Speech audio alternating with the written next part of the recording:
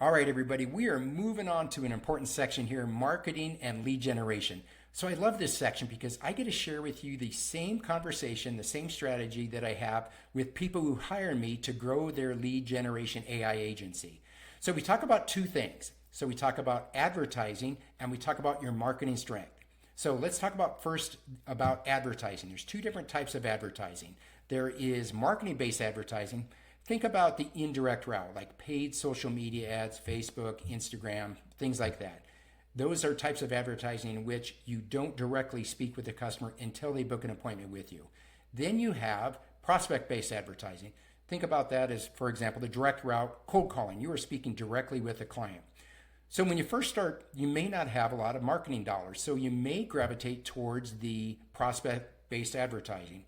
This is great for a couple reasons. First of all, it doesn't cost you any money if you have a database.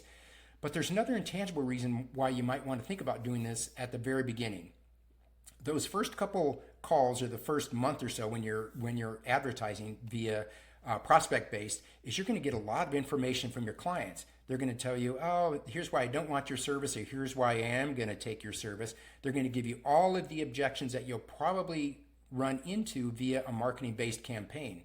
You can take all of that information and help you formulate your marketing-based strategy. So doesn't it make sense when you first start, you don't really know what your client's objections are. So why would you spend a whole lot of money on a marketing-based advertising system if you don't know, what those client objections are? So those are the two different types of strategies we talk about. There's an asterisk there though. I talk about marketing strengths as something that somebody needs to know what their marketing strengths are. For example, if you are an introvert, you will probably hate cold calling. I mean, cold calling is not easy, to be honest, for anybody. But if you're an introvert, you will hate it and you probably won't do it, which means you're not going to bring business in the door.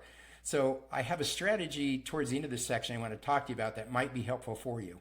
If you are outgoing, then heck, you might as well use the prospect-based advertising because that's your strength. You like to connect with people. You draw energy from that.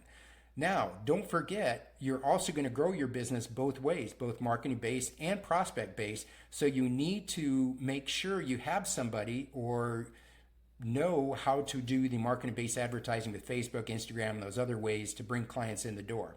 So here's that asterisk I was talking about. If you are introverted, even if you're not, you might think about doing what's called online masterminds. It's a workshop. You can advertise what you are offering people. For example, you're offering AI lead gen, or AI lead gen agency, and bring people in via workshops.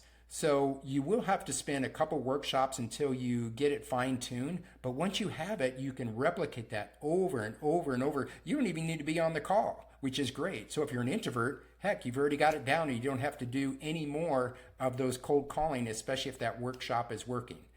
So anyway, hope that's helpful, and we're going to go ahead and wrap it up here.